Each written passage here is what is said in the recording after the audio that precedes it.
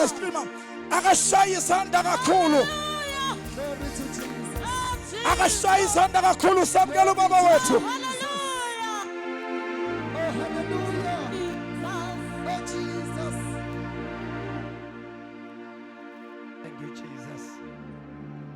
Hallelujah. Hallelujah. Hallelujah. Asimshaleni izandla kakhulu uNkulunkulu bangcwele. Oh Jesus. Singashaya kakhulu kwendlulelo kwesishangako. Oh hallelujah.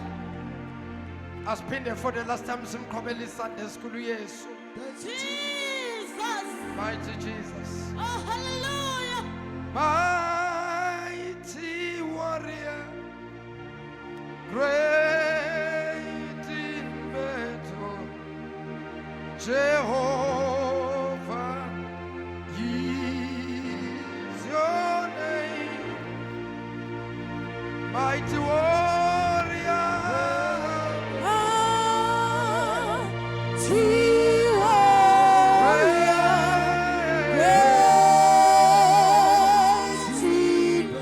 Jehovah is your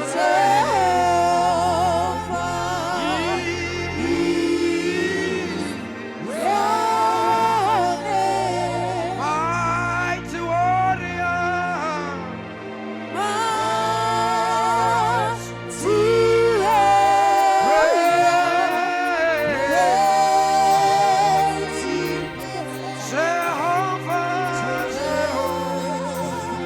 Jehovah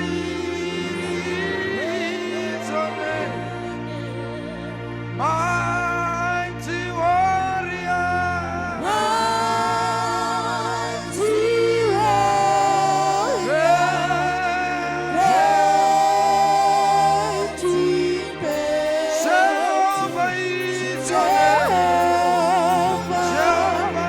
your name. Jehovah mighty warrior,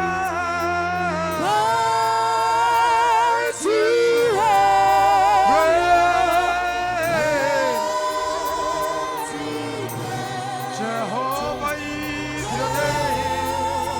Jehovah is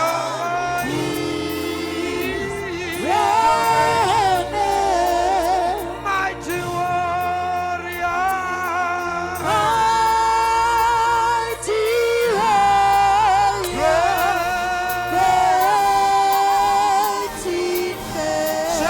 Jehovah is your name. Jehovah is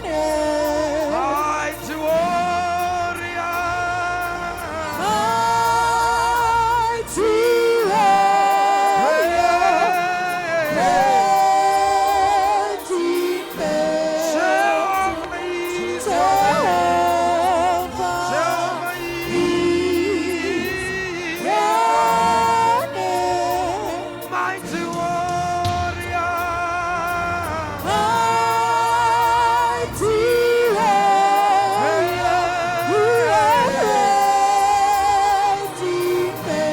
Jehovah is your name. Jehovah is your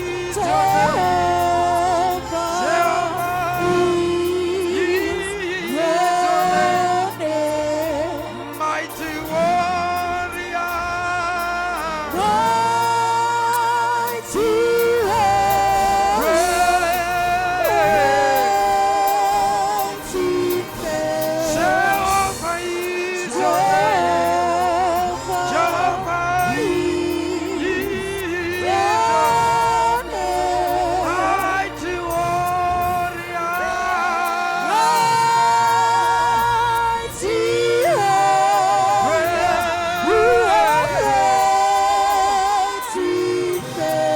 Jehovah is your name.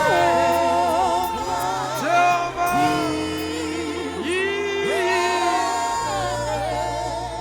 akashaya izandla thina sonke sivule imilomo yethu kube lowo nalowo akakhuluma noNkulunkulu emva kwemini kube lowo nalowo athandaze kube lowo nalowo ayicelela umusa kuNkulunkulu kube lowo nalowo ayicelela ifavor awushaya izandla besuvula umlomo baba wethu longcwele baba wethu lophilayo babeka meni elingaphezu kwamagama onke babegamene sithina silibiza.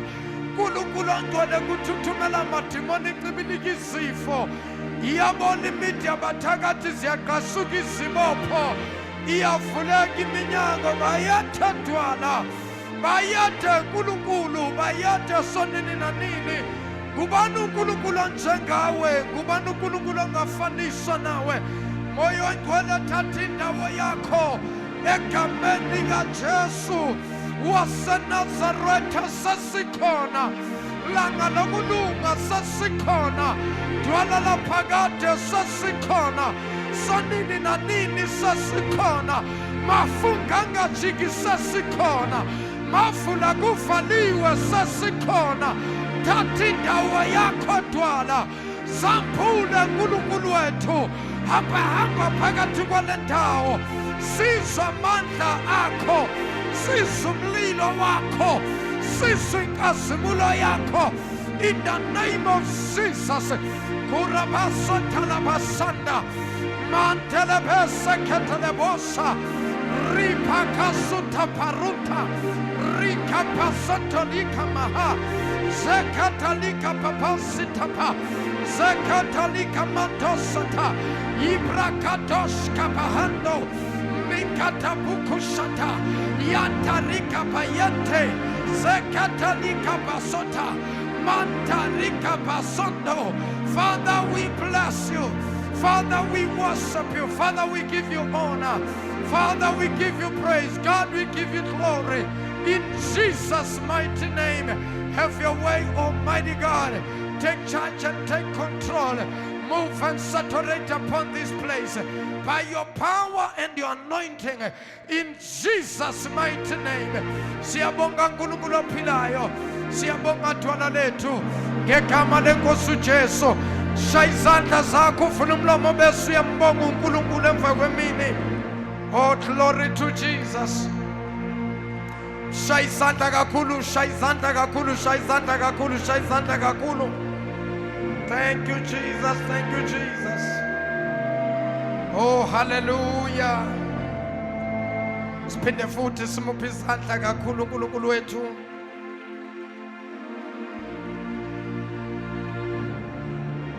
Ihlombe lenu liyabanda, ngicela ihlombe elinamandla.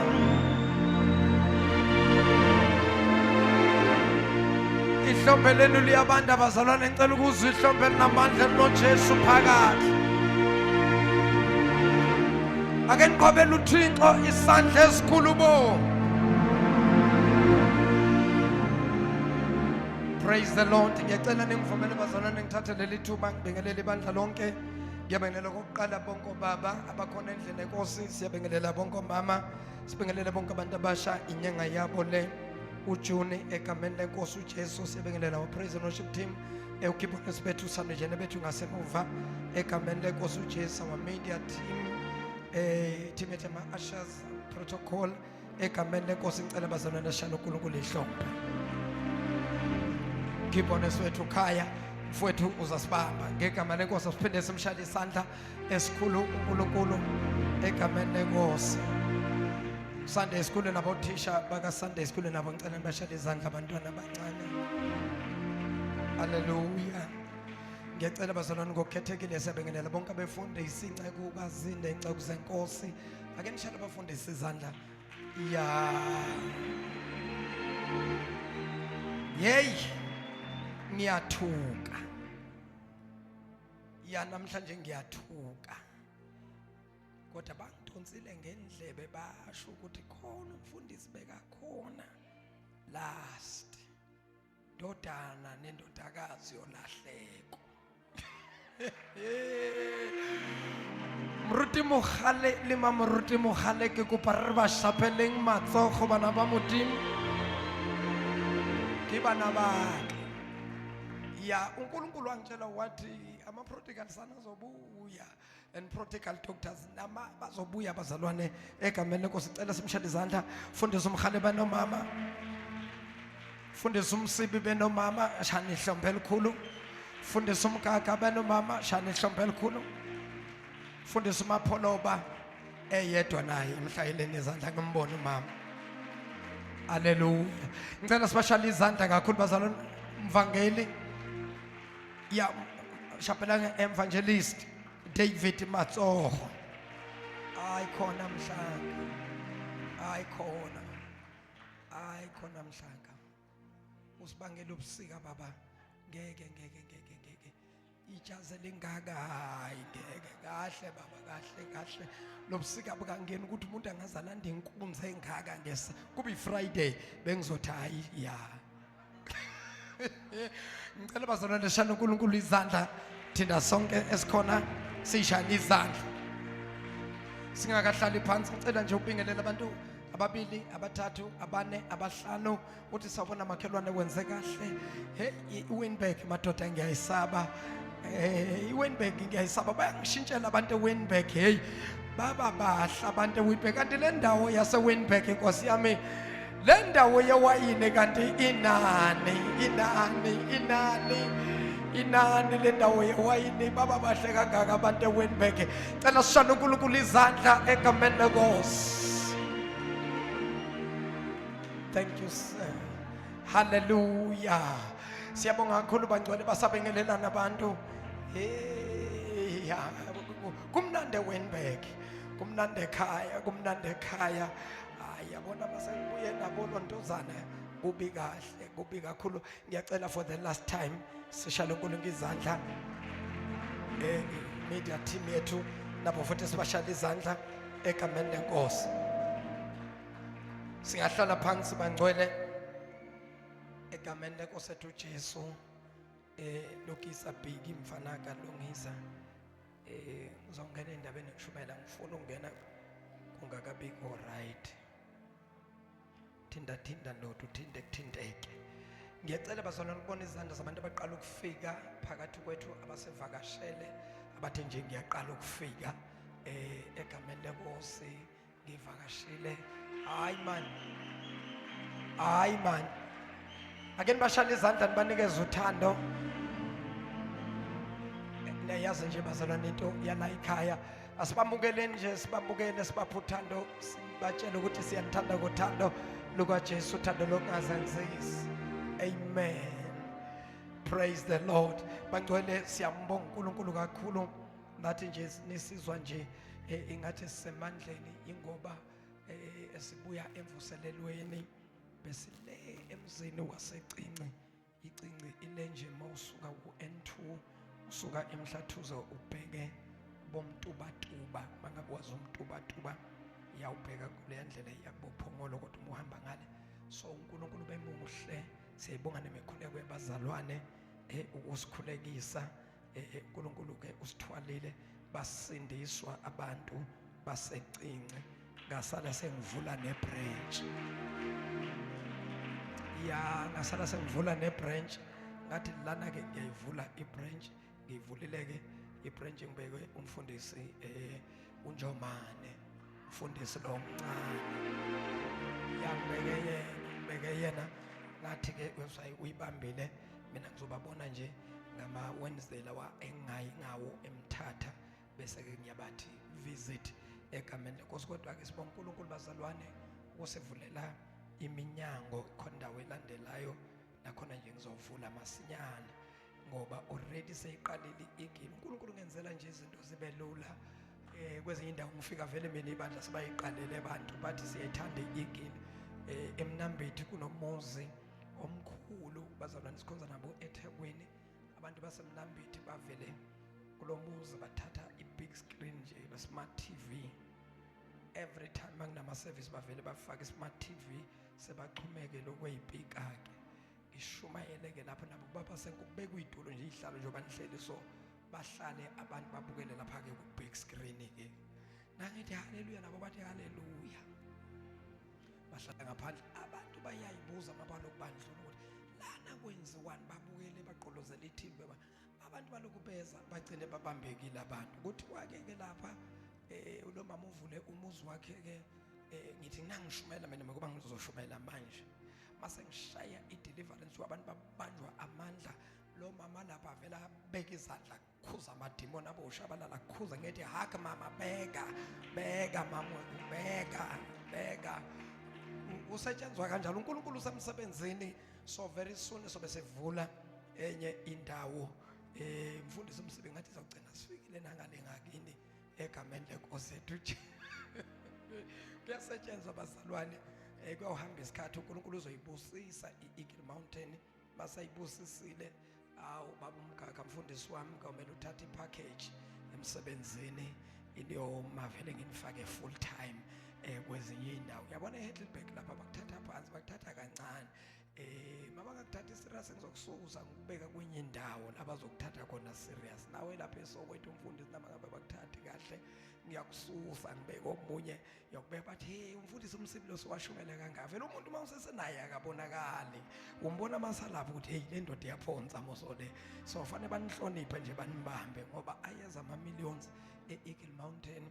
Bazobakhulula abafundisi nje bathatha ama package emsebenzini awubayeka umsebenzi bayosebenzela inkosi full time ngoba uJesu masinyane uyabuya fana afike nathi siIgile sesithe ukubamba umhlaba. Nikhona kodwa bangcwele, nikhona bazalwane.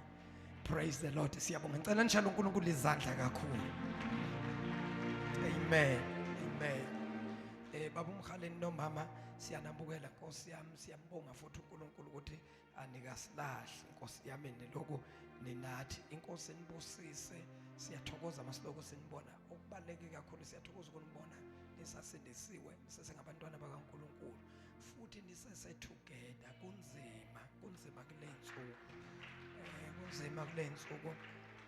Uthi uhlangane nabantu usehamba ngayedwana noma usehamba nomunye usethu manje uzizwa ukuthi ke hawu ngiyakubikelela mfundisi nawe sisothi wena sisi ngoba umazi kanti sokuma mfundisi omusha. Manje ngiyabonga ukubona usihamba nomama lo ngumazi.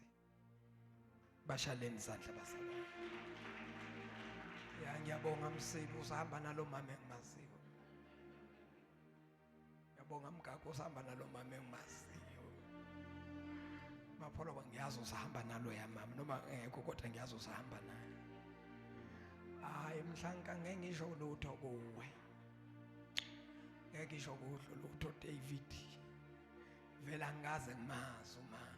Mhlambe ke ngizomazi. Hey ugiwa madoda uthe uyavalelisa yena ukuba yedwa. Ugiwa semtholile umama. Semtholile ugiwa umama. Semtholile ugiwa umama. Ya isiZulu sithi induku enhle igawulwa. Ya ugawula ushayele ezizweni. Sizombona nje very soon umamgiwa. Ya undodakazi wami makoti wami. Uyabona manje senginabo makoti. Ngithatha kanjani? Senginabo makoti. Hallelujah. Bangcwele this coming Friday konakele ke silapha egameni lenkosi besilapha eCinci. Hey bo. Angaze ngibone into enje abantu abaqala ukubamba u6 to 6 kodwa kuse nje bawahlahle amehlo ngathi mina hey labantu laba ikhona into ngempela kusho ukuthi beyishoda empilweni zabo engathi uNkulunkulu uthi nayi ke into beyishoda lapha bazalwane. I'm very serious. Ngizoya enduneni ngiye kukhansela basisikele umhlaba sizokwakha ibandla elikhulu leEagle Mountain kuleya ndawo. uNkulunkulu usekhulumile egameni lenkosi uJesu. Bengitshela abazalwane baseThekwini ngithi niyakhuleka kodwa hayi igoli ngathi liyakhuleka ngoba naku bakhulekile na uNkulunkulu uyivezile indlu. Nani fanele nithandaze uNkulunkulu asinikeze iproperty. Igoli selile property manje. It's because of your prayers. Hallelujah. Yakhulekwe igoli kuyathandazwa igoli. Ake nishaya uNkulunkulu ihlombe kakhulu. Amen. Amen. Ngiyacela ke this coming Friday bazalwane sibuye ngobuningi invited. This time kwangathi singeza nama families because into engizobe ngidila ngayo izobe involve families. Ababukele lapha ku 1KZN siyatholakala bazalwane every Sunday ku 1KZN channel 261 every Sunday ngo 8 o'clock in the evening. Siyathokhani ke manje hey ngithi labantu abantu mina ngibazi manje khani manje abantu-ke bathi hawu sebayafuna-ke kube nelokhuzane bengikhuluma ngayo interview sibe nayo nosisi bekangi-interviewa isihloko besikhuluma ngaso besithi breaking generational curses. What is a curse? So uyabuza-ke loya sisi-ke manje uNkulunkulu-ke wangambulela kakhulu ngento yama-curses. Nikhona bazalwane? uNkulunkulu wangambulela ngani ngento yama-curse ukuthi abantu imindeni ibanjwa yini. Ngathola ukuthi abantu babanjwa ama-curses, omunye akaphumelele hayi ngoba angathandazi kahle, omunye akaphumelele hayi ngoba kodwa because kukhona ama-cases okumele abreakwe. Lesikhathi siqeda ukusindiswa ngiyacabanga ukuthi abefundisi nabo bathatha ngamawala. Ngiyakhumbula masiqeda ukusindiswa bathi abefundisi hayi umuntu masasindisiwe akuJesu sekayisidala esisha. Ngicela ningimute wonke ama-mic, nowamute wonke ama-mic wenu uzovula ama-cellphone. Ngiyakhumbula bazwa masiqeda ukusindiswa bathi abantu bawisidala esisha usindisiwe ukuJesu konke okunye sekundlulile kwisidala esisha manje. Savele sabamba leyo nto sagijima ngayo, sagijima ukuthi sizidalwa ezintsha, sagijima sasitshela ukuthi uNkulunkulu uxolele wathethelela wasusa zonke izono. Siyibambe kanjalo. Nami ngidiscover later ukuthi kukhona izinto nami ngidiscover ngoba ngaba ne-meeting noNkulunkulu. Mangine-meeting noNkulunkulu, hey ngimseve uNkulunkulu, ngifaithful yimloya insizwa, ngiyehla ngiyenyuka, ngimise yonke into, ngihlanyela uNkulunkulu, ngiyathandaza ngize ngijoyina ne-intercession yabomama. Hey lapha eKatlehong ngathola umuntu ngaze ngathandazelwa abomama bangibeka izandla ngelinye ilanga bathi lo mntwana kodwa ufunani phakathi kwethu, ngoba phela uye nje phakathi kwabantu abasha esinabo la enkonzweni u-attenda ama-intercession, uya-interceda lo mntwana, uya-intercessor. Ngelinye ilanga omunye umama wathi ake sikhulekeleni lo mntwana, bangibiza abomama bama-intercessor, Bhiki Lungisa mfowethu, bomama bangibiza bathi guqa la brother. Hey ngiguqe nami, bomama benza isekelo, bangibeka izandla, bathandaza, bakhala bomama, inyembe zabomama zehlela ekhanda lami. Bathi abomama uNkulunkulu asazi ukuthi lo mntwana kwenze njani, siyambona ukuthi bangikhulekela bomama bakhala kuNkulunkulu. Leso sikhathi ngisesobrada anga-understand kwa-calling, ngangiyibona imibono namaphupho, nganokuphupha abantu, ngime phambi kwabantu ngikhuluma kodwa ngazi ukuthi ngibiziwe. Bangikhulekela bomama. So one of the gift uNkulunkulu anginike yona is a gift of uku-intercede. Le i-gift wonke umfundisi fanele abe nayo, ukwazi ukuba mfundisi ungabi intercessor. Ngeke lize lime ibandla. Umfundisi awudipendi kubazalwane. Bafundisi, you don't depend kubazalwane, you pray as much as bathandaza abazalwane. Hey abazalwane bayakhathala, bayadinwa abantu bathi ayisekhathele bayilalele. Wena leso sikhathi uthi hayi ibandla liyangithandazela, bayalela abazalwane uthemba ukuthi ibandla liyangithandazela. So lento ke yoku-intercede ngiyibambe nespirit kulabo mama. Angazi ukuthi siphazanyiswa yini namhlanje. Le sound ibe right isiqala la, thanda ukushintsha izinto big boy, ibe right le sound isiqala la, bengayenzi next beyithule lithe tu.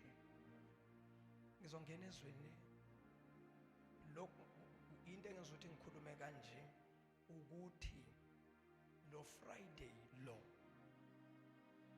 ngifuna sibuyele, seke sayenza lenkonzo, but ezinye izinto, ezinye inkonzo umfundisi uyakhula kuzo, khona ukuthi uyenze into but uthola ukuthi knowledge awukabi nayo kangako, you grow kulento.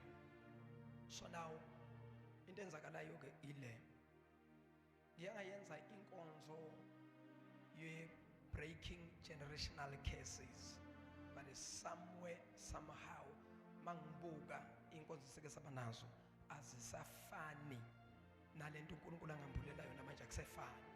So that is why I'm calling all people come in numbers, because khona into uNkulunkulu ayambulile ngalento yama generational cases. Sike saba nama service last break khona iqalekiso zemindeni, kodwa kukhona ukusha uNkulunkulu angambulele kona ngama generational case. It's a very serious thing.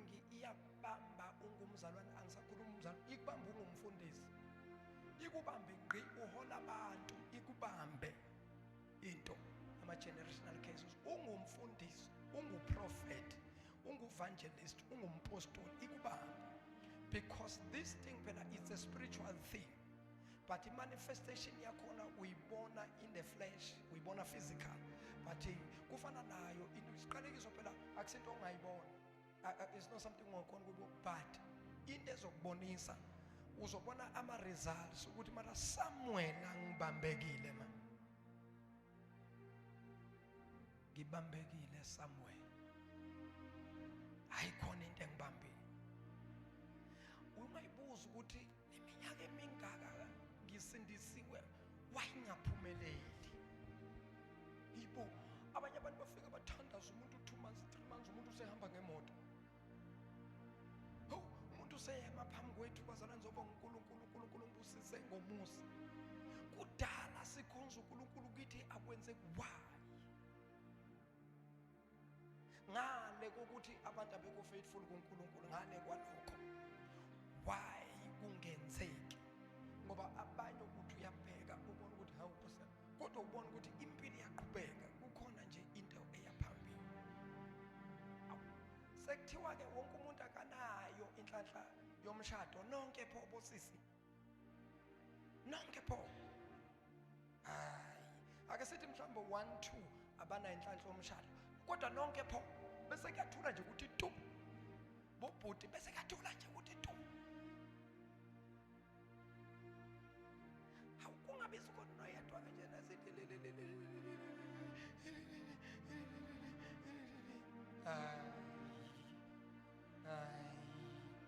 Hayi ake siyibuke, ake sibuye on Friday ke sizohlala phansi ke sibuke kahle ukuthi hayi like really kwamempela yenzeki.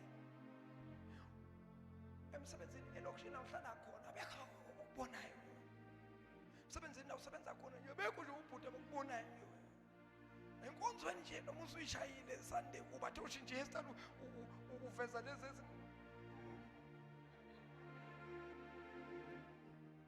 awu bosesibami. So ade ushaya indledlana nje lapha, indledlana lapha, noma ushaya indledlana abakuboni. Noma ushaya iphondo, noma usuyilengisela zalenga abakuboni. Hayi ngeke noma uyithathe lezi zakho uyibekele ushaya iwiki kana noma ushaya iwiki abakuboni. Hayi was on Friday ke siyobuzana uNkulunkulu. Wonke umuntu akeze nombuzo, sizobuzana uNkulunkulu ukuthi inkosi kanti iyona kalephi. Assemblief ake siyobuzana uNkulunkulu inkosi iyona kalephi. Akukwazi bazalwane, kumele kube khona abantu uNkulunkulu enza izinto nathi sikhuthale sithi uNkulunkulu makenzele lo kusho ukuthi nakimi kuyeza. Hawu bese sithula sonke. Ngeke siyobuzana uNkulunkulu, asiyombuzana ukuthi inkosi kanti konakalephi. Konakalephi inkosi. Nikhona? So uNkulunkulu ngambuleleke ngale, angifuni ukungena, ngizongena kahle Friday. Ngizongena kahle Friday. Fundisi bami kunezinto uNkulunkulu azambulile mangithandaza mina. Kanti sibopheke kanje. Sibopheki kodwa sizokhululeka. Angeke uNkulunkulu ayambule into makaqeda angasikhululi. Njengoba sambulele kusho ukuthi ufuna ukusikhulula. Hezekiah chapter number 37. I want to finish up my message last week.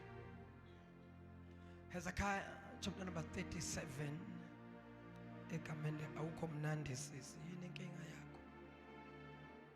Angizwa phethwe intamo. Kusho ukuthi bebafuna ukukuphula intamo ebusuku.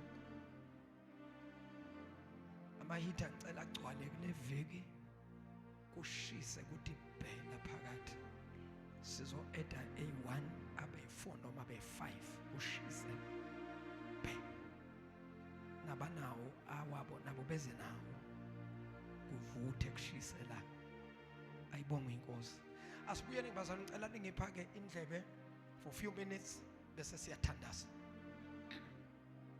Hezekiah chapter number 37 ufunde from verse number 1 to verse number 14 namhlanje let's finish up this message Hezekiah chapter number 37 verse number 1 to verse number 14 ngicela namhlanje ningiphe indlebe bazalwane because lithi izwi likaNkulunkulu faith comes by hearing and by hearing by the word. Faith comes by hearing, hearing by the word. Faith comes by hearing, hearing by the word. Faith comes by hearing, hearing by the word.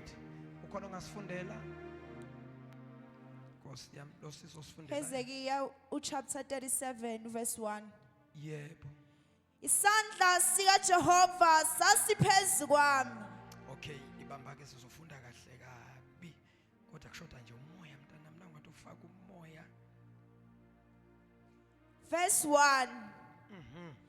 Isandla sika Jehova sasiphezu kwami. Uyasondela akwafiki kahle khona le tone omele usho ngayo ngizwe ukuthi ke iya connecta nale spirit esilake umoya uNkulunkulu lapha kimi 1 2 3 let's go Isandla sika Jehova sasiphezu kwami. nakho ke uyibambile ke manje asambe isandla sika Jehova sasiphezu kwami Sangikhipha ngomoya kaJehova. Sangikhipha ngomoya kaJehova Sangibeka phakathi kwesigodi. Sangibeka phakathi kwesigodi Esasigcwele amathambo. Lesigodi sasigcwele amathambo Wangidlulisa kuwo ngawazungeza. Wangindlulisa kuwo amathambo ngawazungeza Bheka ayamaningi kakhulu ebusweni besigodi. Bheka ayamaningi kakhulu ebusweni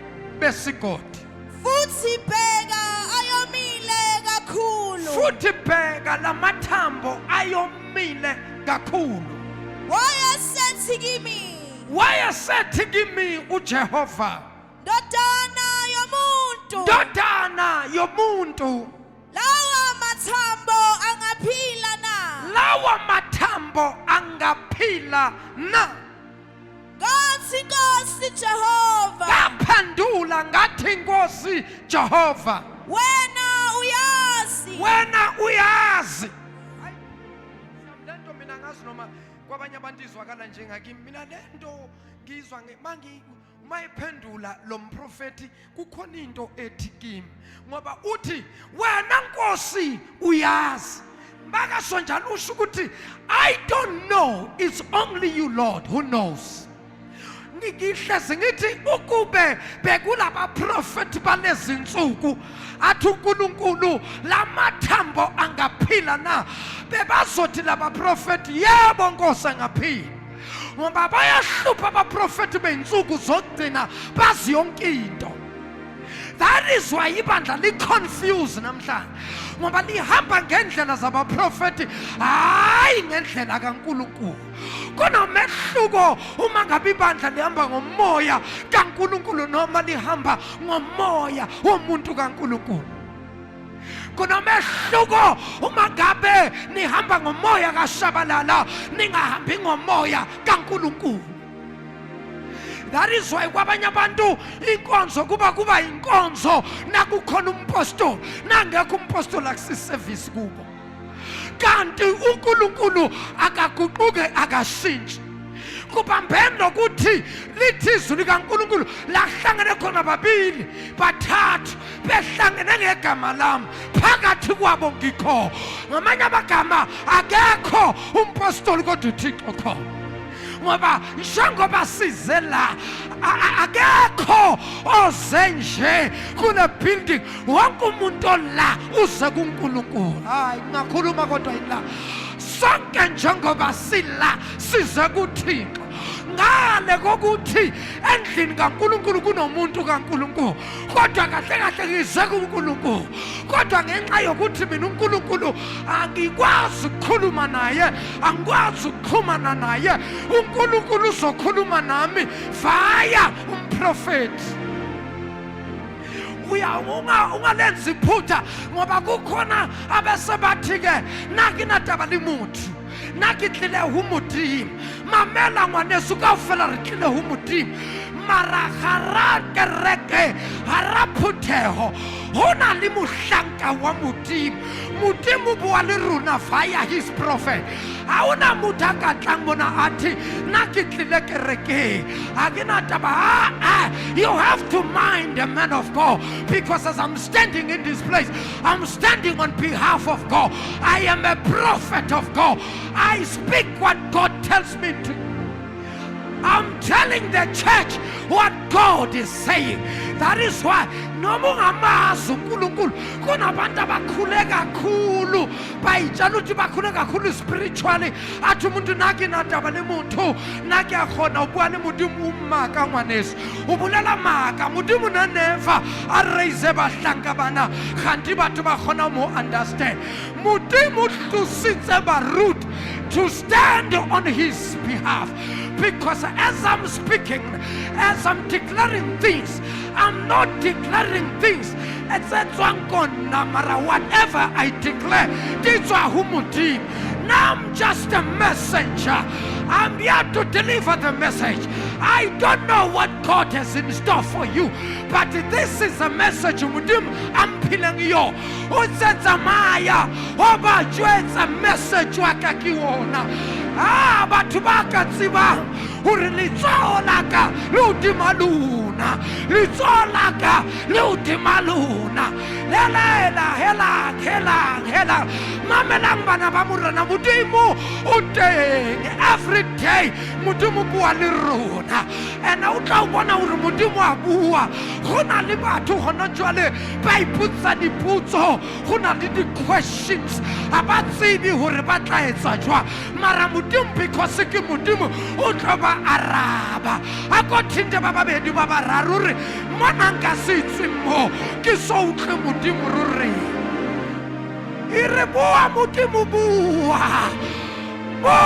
morena bua because modimo tlo etsa mihlolo because re sebeletsa modimo re khonza modimo wa mihlolo elang batho ba modimo mamelang ke le jwetse mona Wynberg mona o santsane o tlo etsa mihlolo o santsane o tlo tlala dikoloi ena pleke e tlo nyakazisa motse wa Gauteng ba tlo jwetsa ba re Gauteng ha o batla kereke mo dintho di etsahalang teng tsamaya Eagle Mountain o tla fihla o iponela mona letsoho la modimo re tlo le bona bana beso mona modimo tlo etsa mihlolo mona bana beso modimo do dio mihlolo because re sebeletsa modimo wa mihlolo re sebeletsa modimo wa mihlolo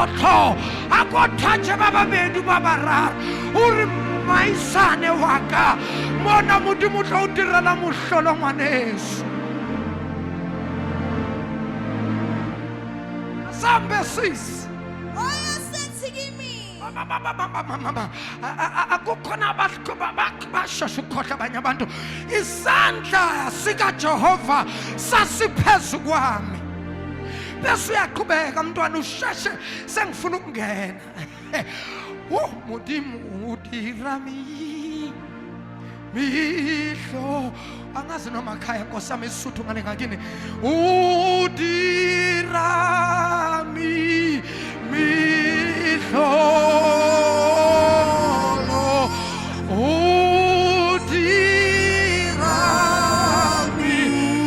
mihlo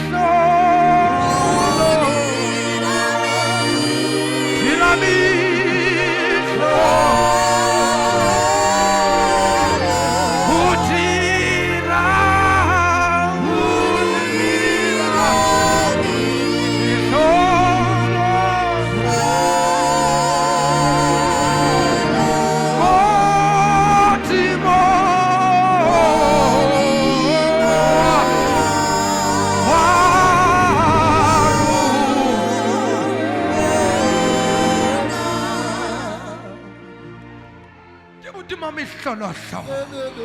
Batho ba re mehlolo e sale ya fela ka dinako tsa bo Paulos. Mara ke eme mona ke re Modimo santsana idia mehlolo. Ha o sa dumele ngwaneso tla bona. Nako ya bo Paulos he Modimo na dia mehlolo. Le nakong ya bo MJ Modimo santsana dia mehlolo. Hela le yona jwalo Modimo santsana dia mehlolo.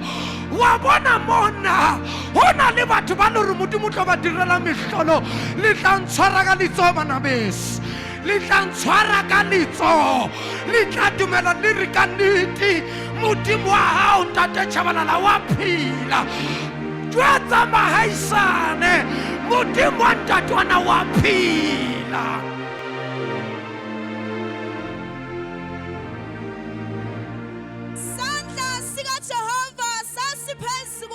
Sandla sika Jehova sasiphezu kwami. Sangikhipha ngomoya kaJehova. Sangibeka phakathi kwesigodi. Laso sigodi sasigcwele amathambo. Lasigodi sasigcwele amathambo omileyo. Wangizungezisa uJehova kulesigodi phakathi kwamathambo wangindlulisa wangiroundisa matha. Tshela umakhelwane izinto zikaNkulunkulu sometimes azenzi sense. uNkulunkulu uzokwenza izinto abathakathi bathi uphelelwe istyle akasazi ukuthi kumele enze. uNkulunkulu uyokwenza izinto abathi nabakubheka bathi wenzani manje ngoba nabakubheka ayenzi sense lento kodwa uNkulunkulu uyazi ukuthi njengoba kwenza izinto engana sense nje ulahla abathakathi ulahla abaloyi ukuze bangayiqondi bangayi-understand into yakho. uNkulunkulu akenzi into ezi-obvious. That is why noma uNkulunkulu azosebenzisa umuntu akathatha umuntu nina nimbona ukuthi ufanele kodwa lo uNkulunkulu usebenzisa umuntu odelelekile. And esingathi mhlambe mase sikhuluma sithi uNkulunkulu ake ngisho ukuthi uNkulunkulu usebenzisa abantu angathi azithi kahle. Nawushabalana ungambhekisisa kahle kuyinika isikhathi uzobona ukuthi khona ungathi kahle.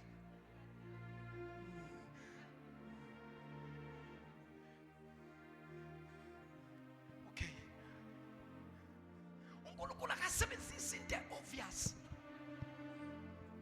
Lithi iBhayibheli usebenzisa okudelelekile ahlule ukuhlakanipha kwamhlaba. Kanti Modimo ona ujwang mali. Sebedisa ntho tse telehileng Modimo ho hlola bohlale ba lefatshe le. Bohlale ba lefatshe hona jwale je Modimo ba shebile je. Ore batho ba irang mali. These systems are there are a lot of things by a plan about. Habatsi buranza ba plan so ba pusha nako ya morena Jesu ra khutla. Hona le di system no hona le di financial what the system angiyekele ngiqede. I-system yalomhlaba izogcina abantu bazosebenza basemakhaya bangayi emsebenzini. People will be getting paid but to the computing high basayini emsebenzini. The generation yamafelelo litlo khona lisatsuwi litlo ira mmereko litutse high because everything will be technology. Utsamaya wa itse technology everything manje is computerized. It's a system of this world. Abazo ukuthi lezi zinto abazenzayo zisiphushela kusiprofeto sikaNkulunkulu. People are creating bombs abazi bo. And lama bomb abawa createayo thina ngeke asithole. Ngoba thina masekuseduze ukuthi ibomb i-explode rapture comes. Siyathathwa siyahlwithwa. No mama bhoma amanye angakhala sisaphila kulomhlaba angeke asenze lutho. ngoba mkhulu ongakithi kunalo sezweni. Bazalwane, malithi izwi likaNkulunkulu asikho isikhala esiloliwe salolelwa thina, akadlali uNkulunkulu.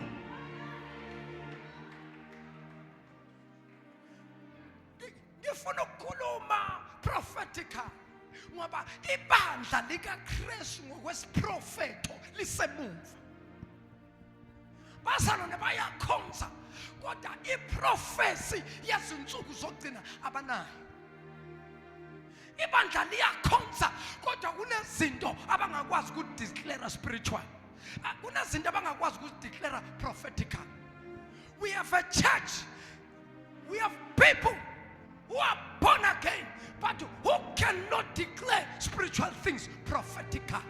We have a church, we have people who cannot change their situation prophetical. We have people who've been serving God for years but they can't understand prophecy. Nikona ha kunemfihlakalo ezwini likaNkulunkulu. Hey, besayitshela ukuthi yonke into sizoyithola ngoba umfundisi asibeka izandla. Lutho kunezinto umfundisi angasibekanga izandla thina esizozideclare njengabantwana bakaNkulunkulu. Come Friday ngizongena deep kule. Come Friday kunezinto thina okumele sizideclare as a Christian, as a child of God. There are things, there is a language that you must learn. There is a language that you have to understand. There is a language that when you have to speak, because when you speak that language, Bazalwan, we have a language that demons and powers, they cannot hold our weight. Kunezo sithi nasimkhuluma no Satan uqobo lakhe uyahlehla athi yabona nasebakhuluma prophetically bayangishaya. Uyahlehla uSathane athi bangishaya. Kodwa zonke sisakhuluma nje sikhuluma sithi mudimo uthi uSathane bambani lawo mazunyana lawo bambani valani. Kunamazwi when you declare things prophetically. When you declare things prophetically upon your life, the word of prophecy, aikwazi ukuvinjwa abathakathi amadimoni ngoba izwi enomoya wesiprofeto sikaNkulunkulu alivimbeki. Why lingavimbeki? Ngoba lithi izwi likaNkulunkulu, izwi likaNkulunkulu liphilile linamandla liphefumulelwa uNkulunkulu. Bese lithi izwi likaNkulunkulu libukhalu lendlula inkemba esikanhlangothi zombili. The word of God is sharper than a two-edged sword. In other words, lishaya liyale liyabhubhisa, lishaya liza ngapha liyabhubhisa. Anywhere la ulibhekisa kho, na ulibhekisa ngapha liyashaya, na ulibhekisa ngapha liyashaya, na ulibhekisa le liyashaya, na ulibhekisa la liyashaya. Lishaya every direction. Alivinjwa ngoba lisika nhlangothi zombili. Lishaya le lishaya le. Sizokhuluma izwi, sizoprofeta izinto uSathane bekazibambile. Whatever uSathane abambe ngayo lizothina lifika izwi lithi shup zehlukana izinto. Makhona abantu ababoshiwe ngamaketango kule ndawo, izwi nalifika lizothi shup aqashuka amaketango. Nakhona abantu ababoshiwe ngemithi kule ndawo, izwi lizothi shup ikashuka imithi yabathaka. Tshela umakhelwane, this is another season. Enye season lena baba uyathanda awuthandi siyangena. Lana kuna season. Tshela umakhelwane, be unstoppable, be unstoppable, be unstoppable, be unstoppable, be unstoppable.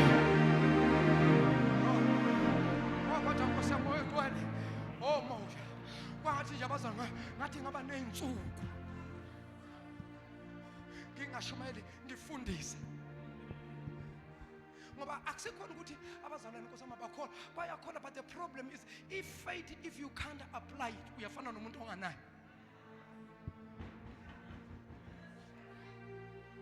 Now faith is the substance of things that you hope for and the evidence of things that are not seen.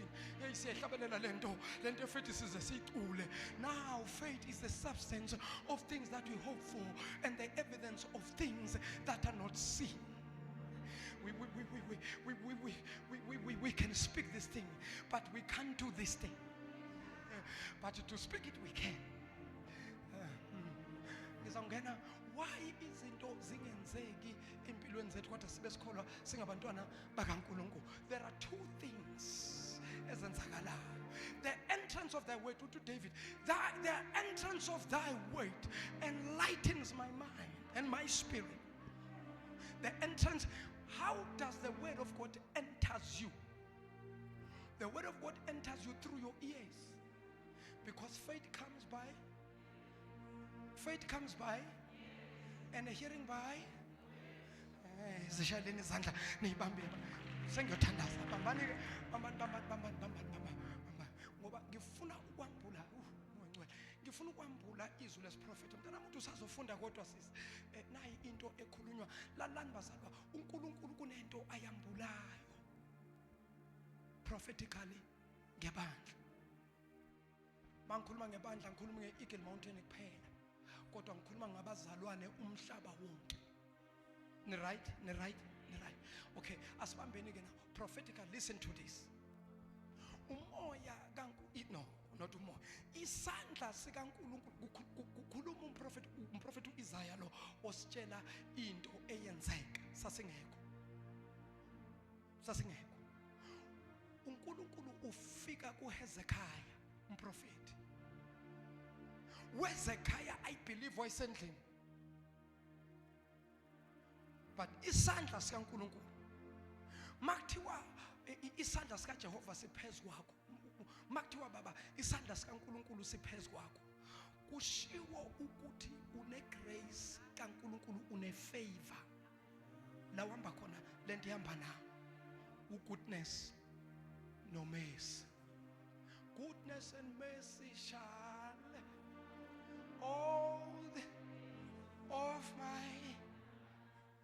all the days of my life I shall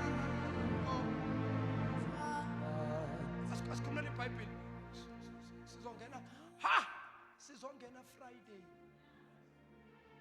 kuma era enziwa okhokho bethu. We are suffering because of the mistakes our forefathers did. Wena Nkosi yami bangaze bakusole bathi lo mzalwane kodwa maye hayi abanye kosamasizenzi tuzasekhaya. Lento yakho yokukholwa yensindisa abayifunda baba. Abayifunda ngoba bafa bengakholwa. Manje bathi nezingane zethu kumele ziyofa la safa khona. Kanti sasiphila komunye umhlaba. Ivangeli lifikile lahlaba inhliziyo sasindiswa kwakhanya kithi. Sazi ukuthi masifuna inhlanhla asikohlaba imbuzi siyocela inhlanhla emathuneni. Thina siyazi ukuthi inhlanhla itholakala lapha. Their generation abafuna izinto zihambe kahle babelandiswane basihudule siyohlatshwa kuthathwa igazi elinye lakhona babelidla balipheke elinye baliphuze linjalo.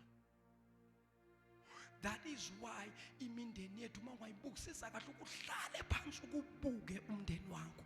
Ubabuko auntie, ubabuko malume, uzobona ukuthi ekhona into engahambi kahle kulabantu laba. Ngoba abanye babedla inyama ehlaza, abanye bedle igazi beliphuza. The book of Numbers 22 lithi iBhayibheli, for the life of the creature is in the blood. For the life of the creature is in the blood. Umphefumulo wesilwane usegazini. In other words, when you drink blood, you are drinking a soul. Njengoba namhlanje zingakho imbuzi zahlatshwe ekhaya. That is why ifamily yakini ihlangahlangene bayalwa babodwa ngoba vele umoya wembuzi ngeke uzwakho umuzi. Uyathanda awuthandi. Umoya wesilwane. lesilwane sihlatshiwe la ekhaya. Ayi ngingangena entweni za Friday. Lesilwane sahlatshwa la ekhaya kwakhulunywa phezulu kwesilwane amazwi anamandla. Imbuzi yabanjwa inyawo lezi kwabekwa umese yabathe imbuzi mbe kwathiwa esiyakuhlaba wena kahle. Yathi imbuzi hayi akulungiswa kanjalo. Yathi imbuzi yani kuNkulunkulu, yani uNkulunkulu bathi siyakuhlaba wena. Bathi nabakhuluma bathi nina bakomshengu, nina udonga likaMavuso, nina bositshaba silithula, nina eningaphesheya, nina enisondelene noNkulunkulu. Nasi isilwane sisiletha kini sicelela inhlanhla. We wathi uNkulunkulu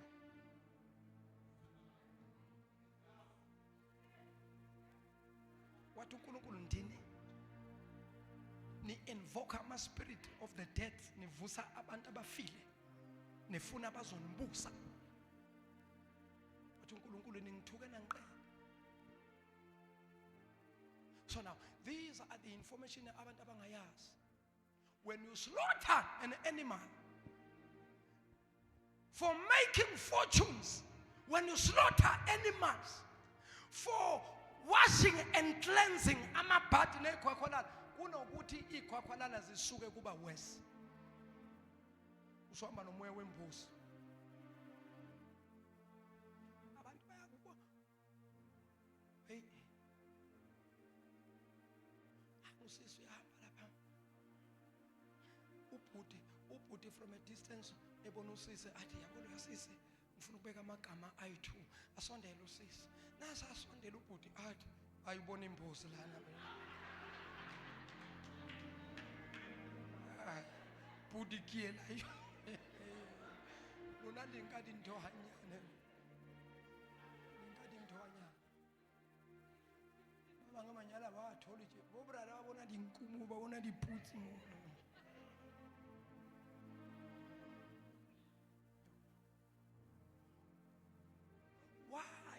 Why Tina, especially Tina black people, why is this a mumva kankaka? Ramorau man. Sihlula namazwe amancane avukayo kodwa ayaqala manje ayasihlula. Iproblem yethu yimbuzi nenkukhu. Sihlatshiwe inkukhu kini kukhulunywa nabantu abangasekho. Waze wabusa umoya wenkukhu ekhaya. Umbuzo wami ukuthi yini engenziwa inkukhu? Yini engakhiwa inkukhu? Because this animal, whatever animal, be it a two-legged animal, four-legged animal, bambani bazolana, whatever animal ephila on planet Earth, whether iphila ngaphansi kwamanzi, whether iphila ngaphansi komhlaba, whether phezulu esibhakabhakeni, whether iphila emhlabeni, anything animal, anything animal eyisilwane, lezo zinto lezo positional ngokwe position uNkulunkulu uzifake ngaphansi kwethu thina wasibeka phezulu. Remember, man is number 2 after God because he's God number 1, and then below God there is man. Lalela, there are big angels. Kukhona ama angels ngokwe power, ngokwe supremacy angaphezulu komuntu, kodwa lezo ngilosi azikhothanyelwe. Ziwu2 izinto ezikhothanyelwayo. Kukhotanyelwa uNkulunkulu, the first one. The second thing, umuntu yakhothanya. Umuntu yena makakhothanya ukuthi indalo yonke uNkulunkulu uyibeke ngaphansi kwesandla sethu. Even angels, they serve us. We don't serve angels. That is the position ebonisa ukuthi how big we are. Angels, they are serving us. We don't serve angels. That means you are number 2 after God. Now, in the sense that we have lowered our standard. Satata this thing uNkulunkulu asinike yona ukuthi so number 2 after ye. Satata the power that we possess. Sayehlisa. Satata the power sayinikeza izilwane. Satata power yezilwane sayifaka kithi. That is why abanye abantu they will continue to prosper sisale. Sithatha amandla ethu besinawo sawanikeza izilwane. angisabe futhi ukusho nje mina ekhaya mangabe ningabantu vele abakhonza izinto bahlaba imbuzi bahlaba inkukhu ifamily yakini bayehlisile kwi-level bekuyona bayibeka ku-level einkukhu neimbuzi banike ongaphumelela ayinkukhu bani ongaphumelela ayimbuzi kene ngirebereka sa ke palwa fela wa gala bana ba ka montsi jwang o tlo wa ga jwang ka mafing matla ka fing matla wena una matla phela go ha ina matla go la isebetsa useng ha itsuwa iri ayikazi inkukhu iye phambili inkukhu iye emumva njalo mayilokhuzana iyasebenza lapha iyadla inkukhu izolikithi isebenzele emumva so into esiyenza siyavuka ekseni samukele sithi sesamukele sireverse sibuyele emumva sasetshenzwa ngani wena phela nalo msebenzi awuthola kwahlatshelwa inkukhu nje u-expected izohlala lapha imali sebenzele emumva uyasebenza uyavuka ekseni kodwa usebenzele emumva engani wena wayocela inhlanhla wahlatshelwa imbuzi bese kuthiwa ya lamasonto wesilungu sikhuluma iqiniso abantu abalifuna iqiniso bese kublamewa lento ngazathi ya because amasonto wesilungu lento it has nothing to do nosilungu lento it has something to do with the information. That is why ethi uNkulunkulu my people perish because of the lack of knowledge.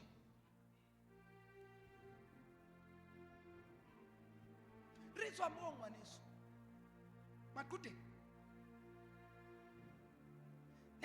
ayike inkukhu engahlatshwanga kulomuzi kuhlatshwa inkukhu emhlophe kwafika omunye wathi hayi fanele kuvuswe ugogo kwahlatshwa inkukhu emnyama nayo azange isebenze kwathiwa hayi kufuneka inkukhu ebrown yahlatshwa nale brown zihlatshwe zonke ikhala zenkukhu esebenzanga nembuzi kwathiwa ukuze lekha kunogogo on flathead ukuze sibuyisele ladlozi kumele kuhlatshwe emnyama ngoba lo gogo uflathead fanele ebuyiswe yahlatshwa imbuzi emnyama kaze kulunge kuze kube namhlanje yahlatshwa kwathi kwafika omunye wathi efanele nihlabe emhlophe ngoba emhlophe ilethe inhlanhla yahlatshwa emhlophe sasifaka isikhumba akho inhlanhla yabuya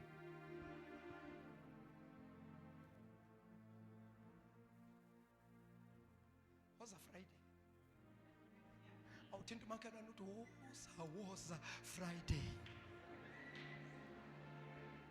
was a Friday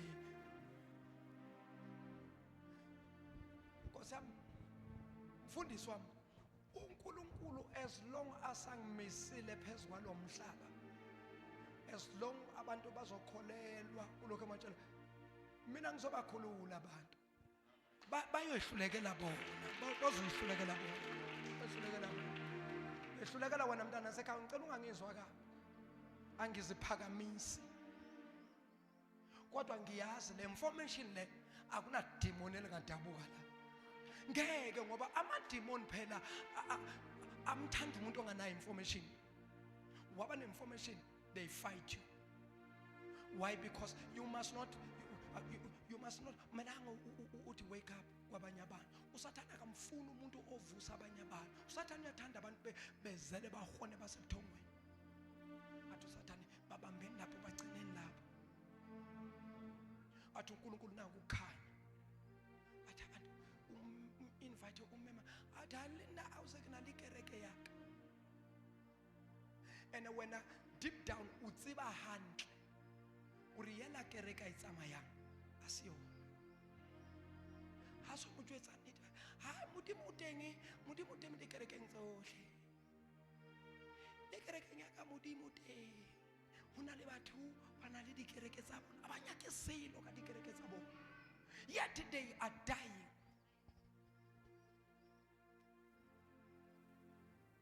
Nomunye mama wasemna eNewcastle baxakekile laba abantu bangibona ku 1KZN uthi baba lento obuyikhuluma into enzeka la kuleli khaya exactly usethi ngithi mina mama kule Friday le esiyakuyo ngizobe ngisegoli nina kusuka eNewcastle 2.5 hours ukuza la wozani ngizokhule athi hey manje mfundisi kuzoba nzima ukuza ngoba lapha enkonzweni esikhonza kuyo singama elder manje oba singama we nina nezikhundla nolahlekelwa uJesu nina niyobamba ikhundla niyosala nazo sihambile singanakhundla ngoba khona umuntu ohlele enkonzweni ebona ukuthi la noma ngathi izinto lento kahle kahle ngisebenzele nethi ngoba unesikhundla ngoba vele abanye abantu nawufuna ukubabamba ubagcine enkonzweni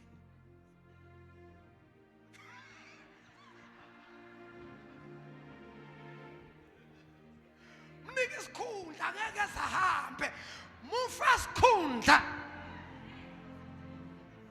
ngoba uyazi abantu bathanda isikhundla ukwendlula uJesu yo position angayilwela ukuthi uJesu angamlwela mufa something etshwarable ayitshware as long as tshware something uri manje hey batse ba ka be ke atla kerekeng ya hao jwale hey phela ke na le sikhundla ko kerekeng jwale mruti o tla reng a sampone kerekeng ngwaneso o ka bana hlelwa ke modimo ka lebaka la position ntho e tshwere ene o tshwere ntho e sa re silo lesikhundla sa teng a se o fitheleta se o kenyetse nix unositshwara fe o kgatlwa kore ha o dutse mpostola mo pele le wena o na le seat ya hao mo pele now shebe hantle rona re dula le bomposto nna ke dula lining A1 le mposto o etsang o dula lining A1 le mposto lo sena Jesu. Some people wake up.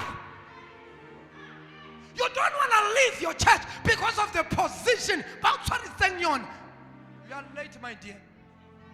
Hey, yabona isikhathi ngendlela sesambe ngakhona asana msebenzi nama title nama position. Uyabona naleyo bupostoli angina msebenzi nayo. Indlela yami seyibheke ekhaya ezulwini.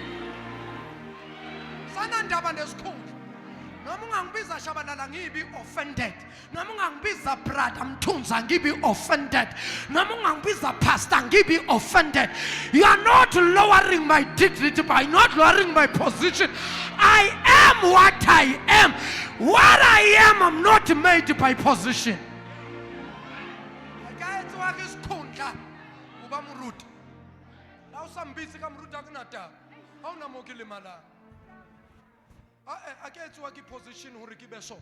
Not get a position or ibeche. What I'm driving doesn't make me. What I'm living in doesn't make me. What I'm dressing doesn't make me. The clothes I'm wearing, it doesn't make me. It's me who makes the clothes. Bazalana shabang suteki ya pering in tlejwa. Lali sacho maragatseba uri smart. Purple color, the royal color, the heavenly royal color. Ke suit. Enkatsang urikibeso. No, asi suit enkatsang urikibeso. Nagabunna. Kienza suit yena uribent. Yedutse mutu. Ayaya Satan. Ayaya madimon ayaya.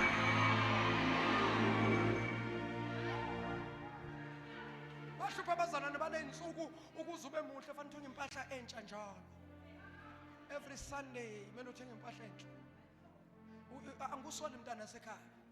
it's a spirit eslasela mabandla. Kulahleke inkazimulo. The church is no longer glorious, but the church is gorgeous. We have gorgeous Christians. We don't have glorious Christians. Because mawune inkazimulo kaNkulunkulu ngisho ugqoka isudu endala. Kodwa inkazimulo iyakhanya phezu kwayo. Ugqoka impahla endala.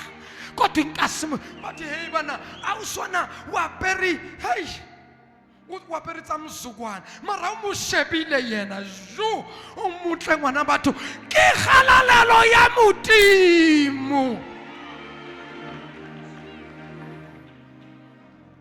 If abantu bebazi ukuthi inkazimulo yona iyodwa can transform you. Manje wena transformation uyifuna ngempahla fanele ugqoke kahle ke. Angisho ukuthi bazalwane, angisho ukuthi ningagqoki kahle, ngicela ningizwe kahle bantwana benkosi. Mina vele manje ngaphansi kwamele ngigqoke kahle. Hayi mele uyishaye, igili nje mele uyithinte. Uyithithivate.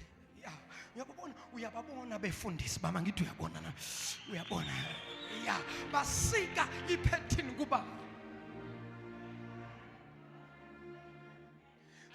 Sigqoka kahle, sigqoke smart. Kodwa ubuhle bethu abuvele empahleni esigqokile. Ubuhle bethu buvela kwinkazimulo ehlela phezulu kwethu. Besiba impahla besiba ngenye indlela ngenxa yenkazimulo kaNkulunkulu. Igama lenkosi alibonga. Now listen as I'm closing. Usekhona ekhaya? Hambe nami.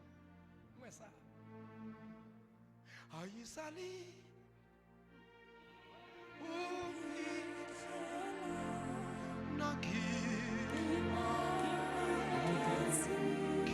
Makesi ayisali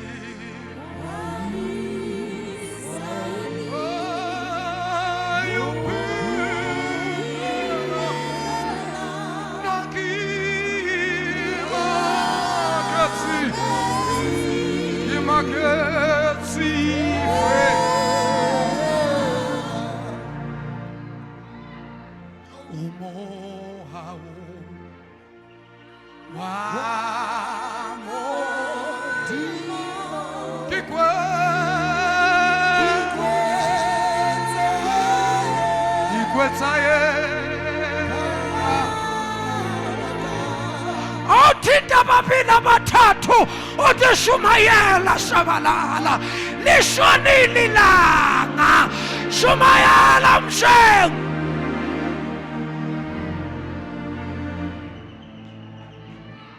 Isikhathi samaqiniso manje. Isikhathi samaqiniso, isikhathi soku-expose abaprofeti bamanga nabapostoli bamanga nabefundisi bamanga. Isikhathi sokuhlunga lesi, uyahlunga uNkulunkulu. Ibhokwe aside, izimvu aside.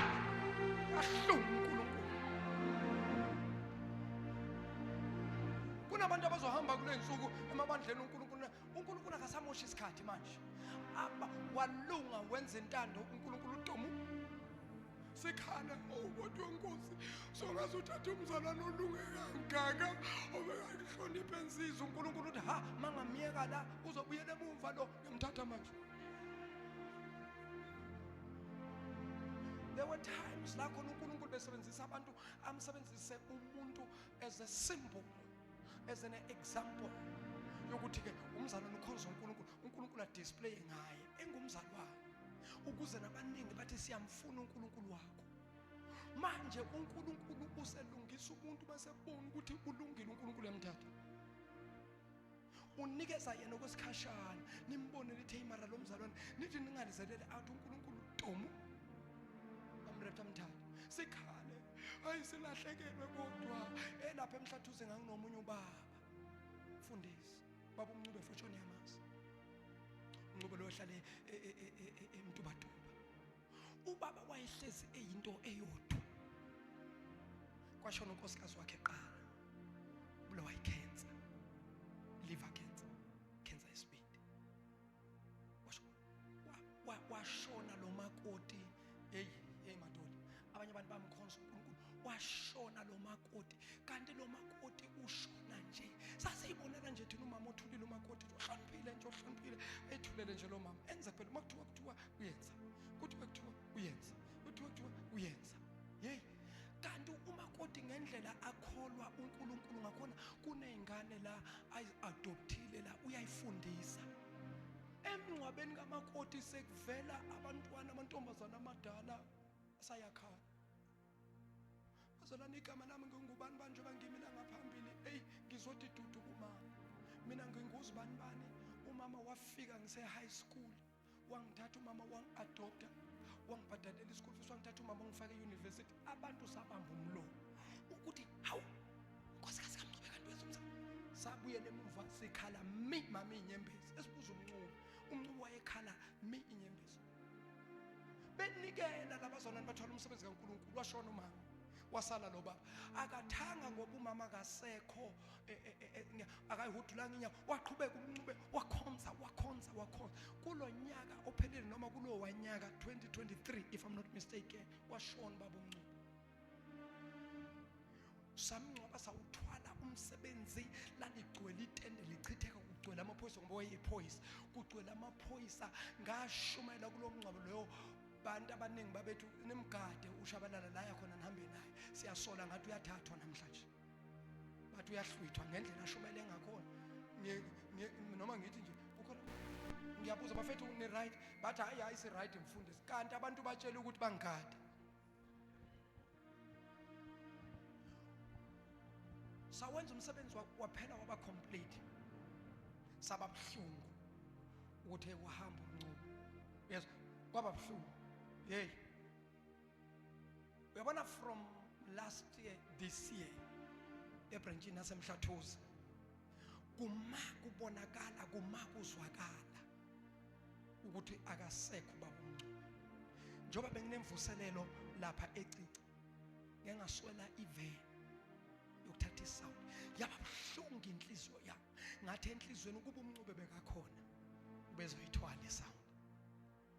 Ngathi noma ngiye entabeni ngakhuleka ngathi inkosi ngicela ungivusele omunye uMncube ngoba ngiyezwa ukuthi ngidonsa kanzima.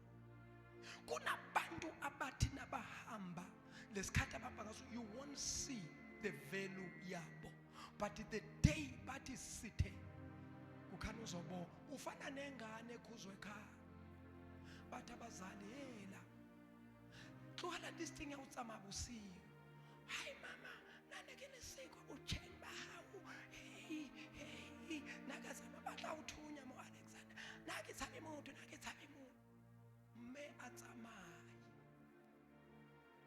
ha sa tsamaile motswadi ke mo gona o bona o re ke lahlehetswe na kwena ntse go khalimela no sa bo mara sa tsamaile mme ke bona o bona o re ke lahlehetswe. Kuna zinto okumele mawuzibambile uzibambisise ngoba endlini kaNkulunkulu everything oyenzayo iyakhaunta. Wenza okuhle kuyakhaunta, wenza okubi kuyakhaunta. That is why fanele wenza okuhle ukuze mhlaye biswa amagama namelami ngiyole aniyazi nina ningakasindiswa yintsha leke nokhaya akayazi ngicela ukuvala.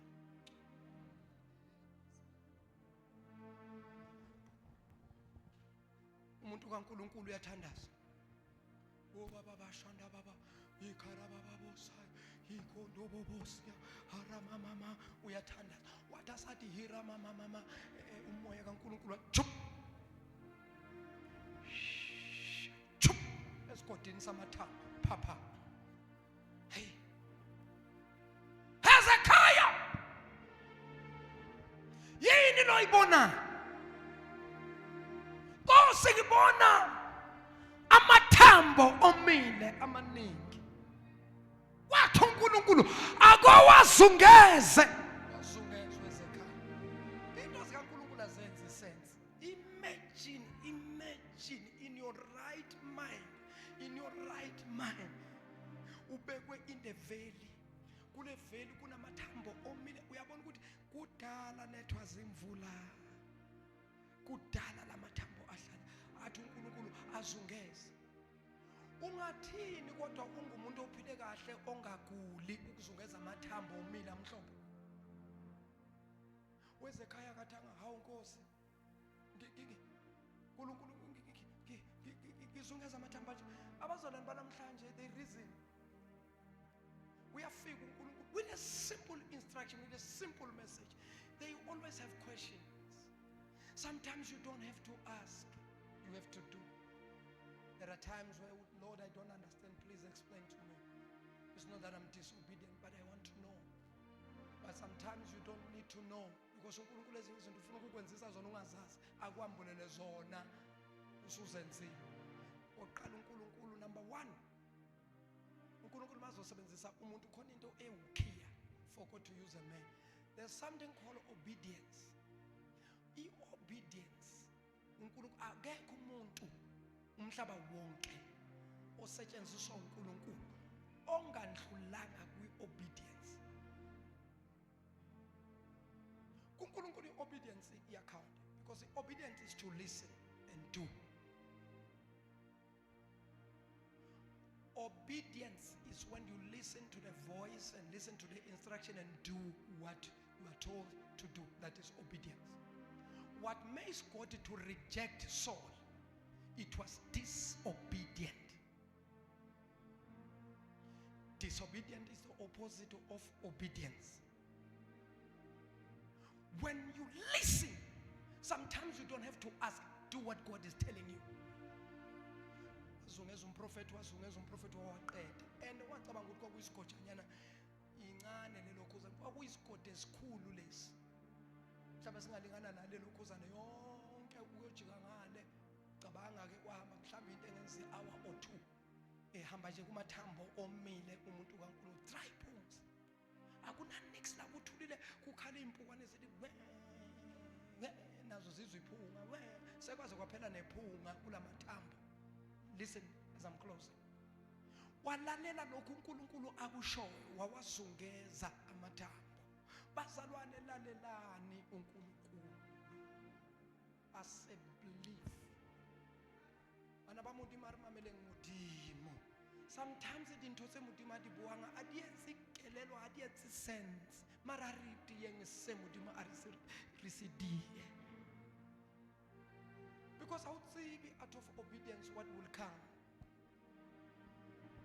Wazungezwa Hezekiah wafika naqale khona. Because everything has a starting point. Wafika from a starting point. Uthena kafika wayesethu uNkulunkulu, Hezekiah, can these bones live? What to Hezekiah?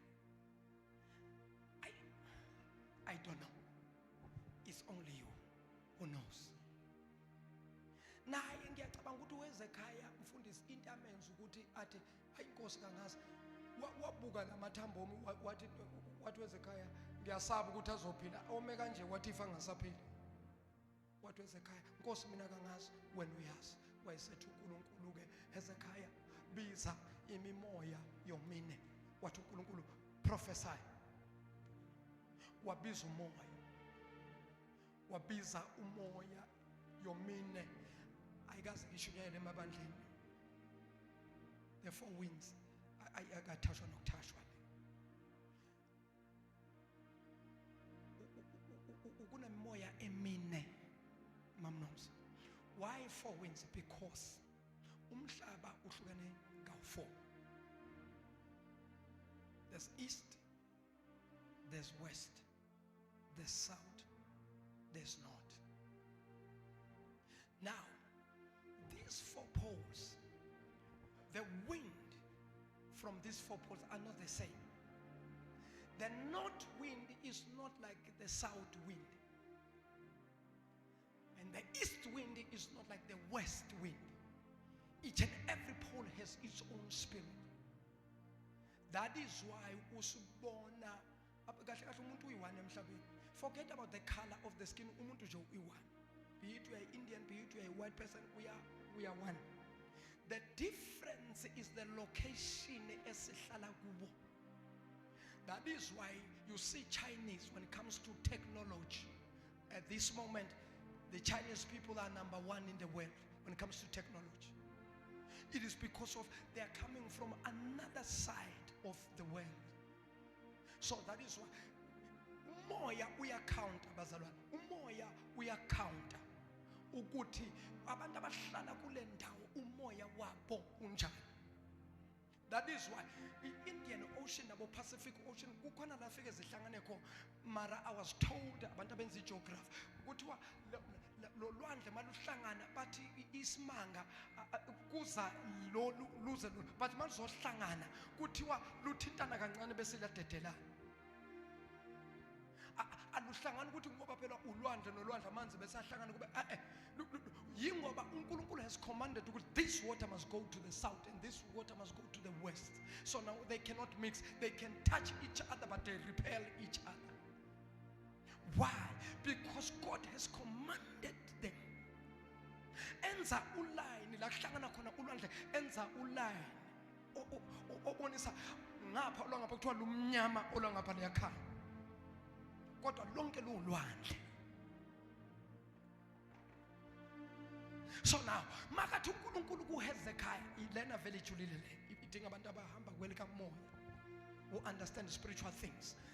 Makathi uNkulunkulu kuHezekiah call the four winds. Hezekiah, what? Wind, I'm calling you from the east. Wind, I'm calling you from the west. Wind, I'm calling you from the south. Wind, I'm calling you from the north. Wabiza imimoya yomine. Ukhumbula uNkulunkulu nasabiza imimoya yomine. Unumber 4 prophetical inumber yomhlaba. Ngamanye amagama uNkulunkulu is calling every shot from every direction to listen and to obey. Ngamanye amagama noma ngabe usetshenzwe ngomuthi wasenyakatho uthi uNkulunkulu nawo ngiyawuguqisa. Noma ngabe wasempumalanga uthi uNkulunkulu nawo ngiyawuguqisa. Noma ngabe wasentshonalanga uthi uNkulunkulu nawo ngiyawuguqisa. The four winds. Otherwise God is taking charge. God is rising above the situation. God is saying nothing is impossible with me now. In other words, listen to this. After calling the winds, Hezekiah, and then God said to Hezekiah, now begin to prophesy. Prophesy, son of man. Prophesy upon these dry bones. Bazalwane asikhulumeni. Wangaprofeta uthini wena phezu kwamathambo omile?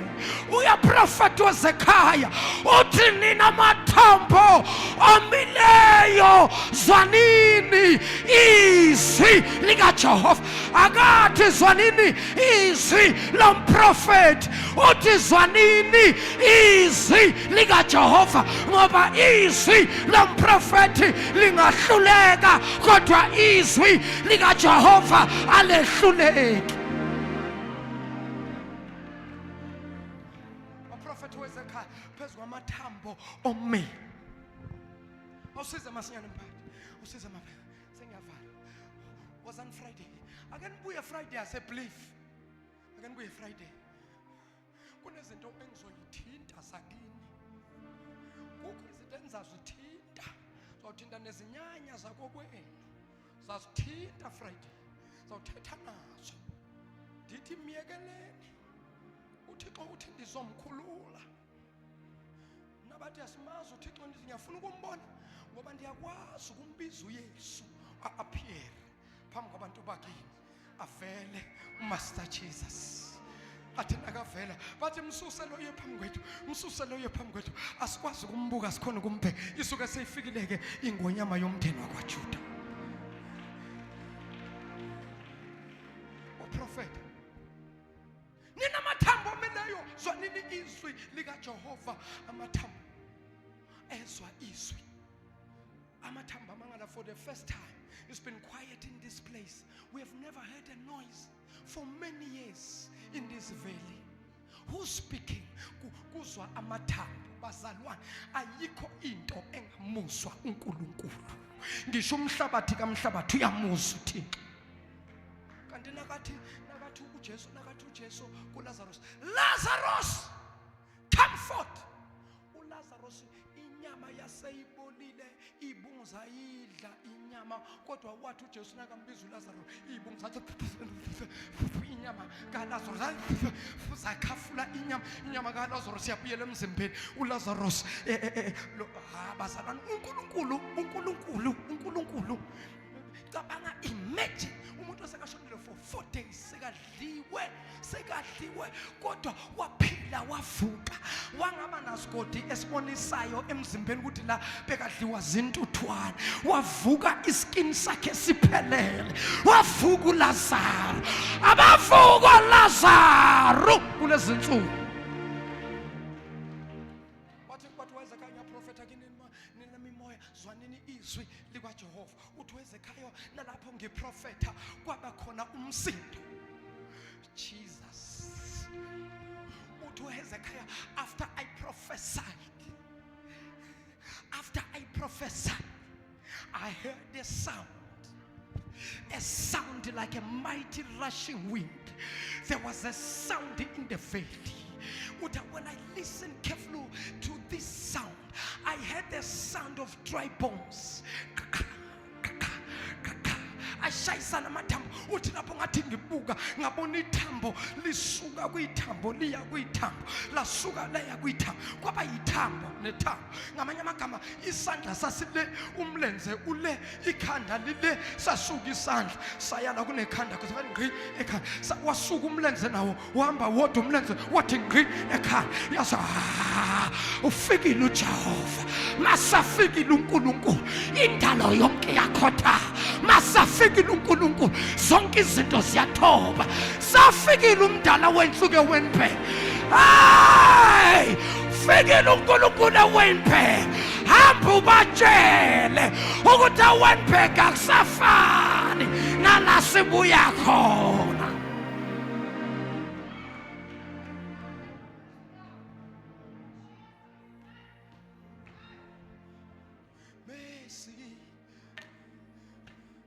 Rewrote my life, singing mercy, mercy. Rewrote my life.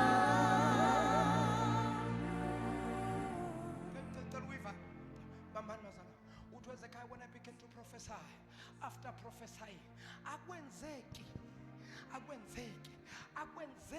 akwenzeki uprofete phezu kwama situations kungabi kumsitho onyakaza because izimo njengoba uyibona zi stand still empilweni yakho kungenzeki next. That means that there are situations who are binding activities in your life.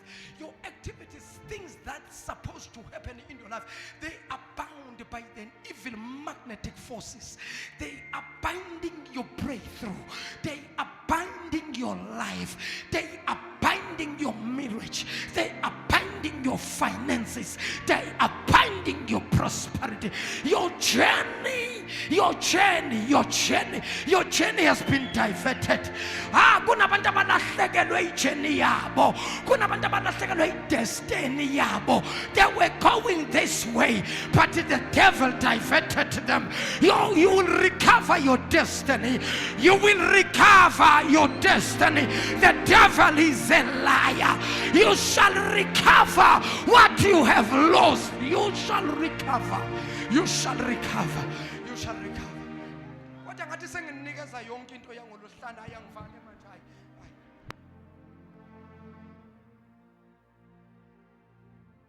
Ngibuya phela Friday. Mase ngikhulula konke khangeke basabuya. Bazothi sidlile Sunday. Wathi umuntu kaNkulunkulu nina amathambo omile imagine. Wow. Bazalwane into zikaNkulunkulu.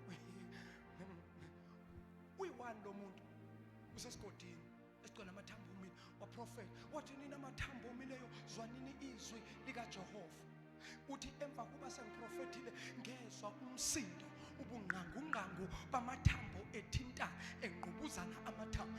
Imagine you are in the valley, you are watching all these things. On your left you are watching, your hand is running to the head. On the other hand you are seeing a leg running. I mean uyazibuza ukuthi hayibo ngiyacabanga ukuthi naye nje wayeselokhu ehlehla nje kancane ethi kwenzakalani manje la wayebukile ekhulu kodwa wacabanga ukuthi uNkulunkulu wenza nini. Amathambo agijima ithambo kuyithambo ahlangana amathambo kwaba iskeleton. Wena wakwabona iskeleton sithe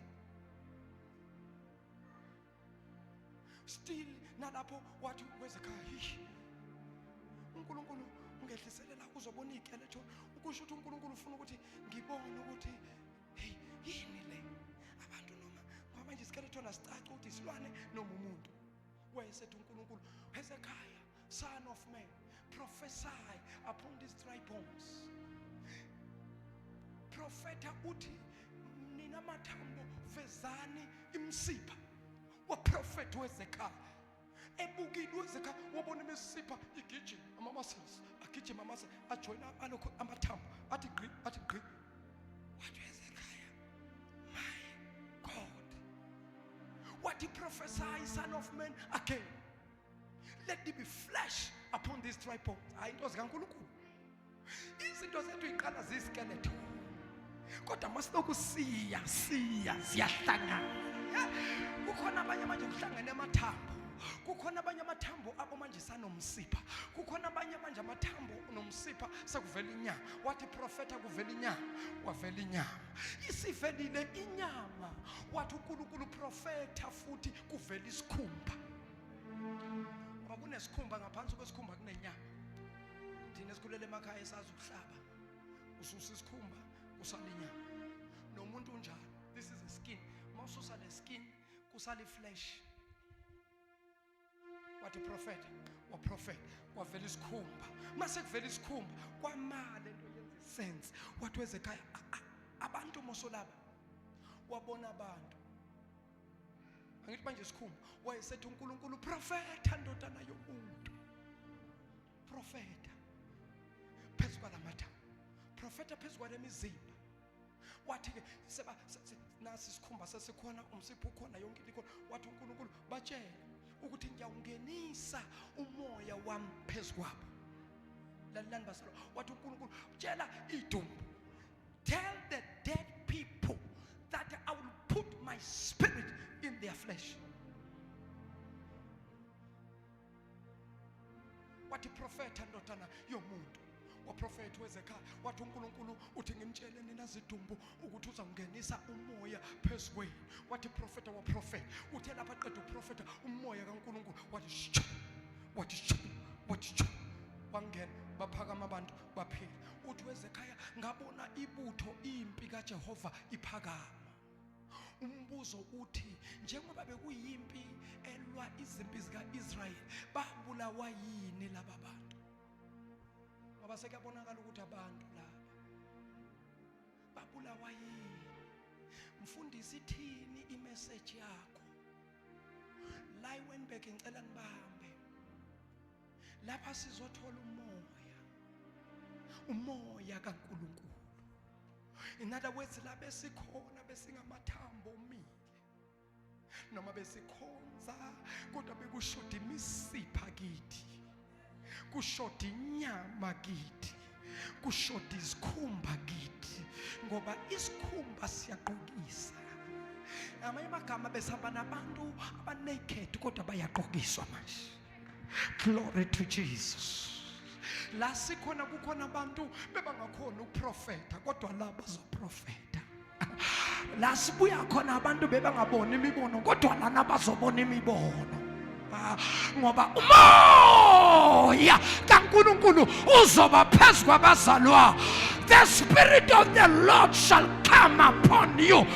That is why bothi noma ugula ungazi ukuthi uguliswa yini bothi noma imali yakhe iphela ungazi ukuthi iqedwa yini kodwa kusukela manje every demon that will try to steal your money to steal your breakthrough to steal your destiny uzobona ukuthi lo moya ungilahlekisela ngedestiny yami I bind this spirit uzobona ukuthi lo moya iwona otshontsha imali yami I bind this spirit uzobona ukuthi lo moya iwo na ongibophile izinto zami zihamba kancane bese uthi wena moya obopha impilo yami lose me now set me free now that's why awunyakaza uthi lose me now you spirit of poverty lose me now You spirit of lacking, lose me now. You spirit of blindness, lose me now. You spirit of stagnation, lose me now. You stubborn demon, lose me now. You spirit of curses, lose me now. In Jesus' name, shake hand and begin to pray. Begin to prophesy. Prophesy, prophesy, prophesy upon your life. In the name of Jesus. Kutapakosaya. Kutalima babosata. Yandelebe setebe. Rikata basota. Yandelebo sata. Yamato sotaka. Yalababo shanda. Yalababo seketebe. Rapa papa. Ikata nika pasota. Yanteke moto suta. Lika pasota paya. Yalababo shanda. Yalababo seke. Yalababo sikamaya. Urapa sata. Father, in the name of Jesus, I prophesy upon your church. Let there be life. Let there be life. Let there be life. Let there be life. Let there be life. I prophesy in the name of Jesus. I prophesy breakthrough in Jesus' name. I prophesy. I command the spirit of blindness. I command every spirit. I command every stagnation. I command every stubborn demons. I command every powers. I command every forces. In the name of Jesus, I declare and I decree in the name of Jesus, no weapon formed against us shall be able to prosper. I release your power. I release your power. I release your power. I release your power. I release your fire. I release your fire. I release your fire. I release your fire. I release your fire. I release your fire. I release your fire. I release your fire. Likabosaya. Yandalamo shatapa. Inamabakosaya. Inamababaya. Ilamabosa. Nenanabosa. Elamosanda makadosoto. Iramababaya. You demons, I command you. Leave them now. Leave them now. You witches, I command you. Leave them now. Leave them now. Set them free. Set them free. Set them free. Set them free. Set them free. Set them free. Set them free. Set them free. Set them free. Set them free. Set them free. Set them free. Lose them now. Lose them now. Lose them now. Lose them now. Lose them now. Lose them now. Lose them now. Lose them now. In Jesus' mighty name. Father, we thank you. Father, we bless you. We give you glory, Lord. We give you honor. In Jesus' mighty name. Shaizanda zako besiyabo.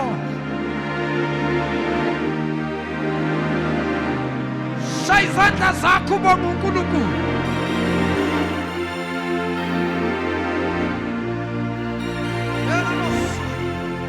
Komando bosekeya. Shinana basaya.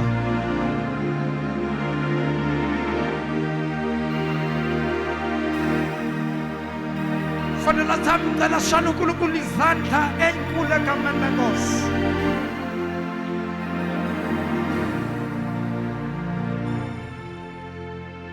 God bless you. Mrs. Jamshan, just for 5 minutes, we are out of this place. We may sit. Shalom Moinwelizanta.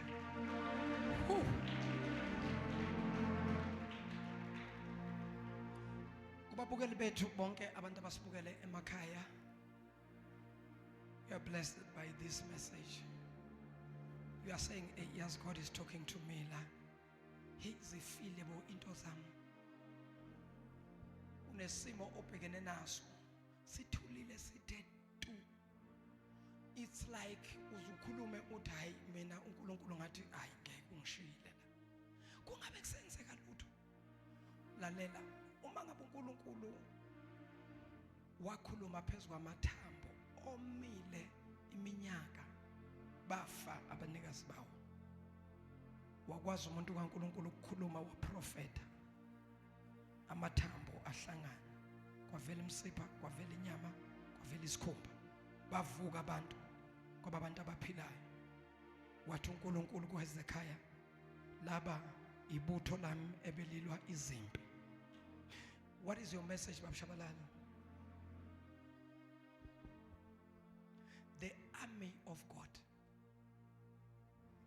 The army of God, abantu abalwa izimpi zebandla, abalwa izimpi ukuthi umsebenzi kaNkulunkulu. Lana sithola abashayekile bashonela esigodini. So now God is raising up an army. Ngithi uNkulunkulu uvusa an army ezolwa isempi. Hallelujah. Mark my words.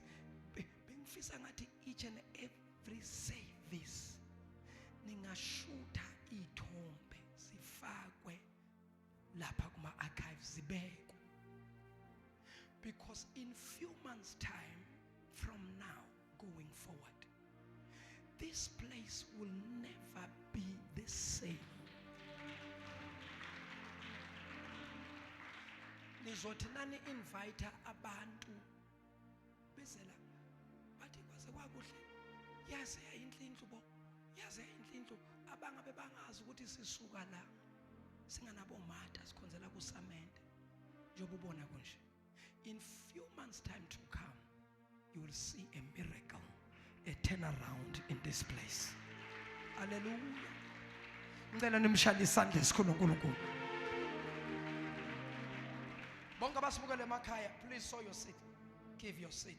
Man of God, alihambe ivangeli. Keep on preaching the word. Siyakuthuma baba na umnikelo wethu. Qhubeka Baba Shabalala. Shumayela ufike nakwezinye indawo ongakaze ufike kuzona. uNkulunkulu Musa anibusise nonke emakhaya ngegama lenkosi uJesu. I am your apostle MJ Shabalala. I salute you. God bless you.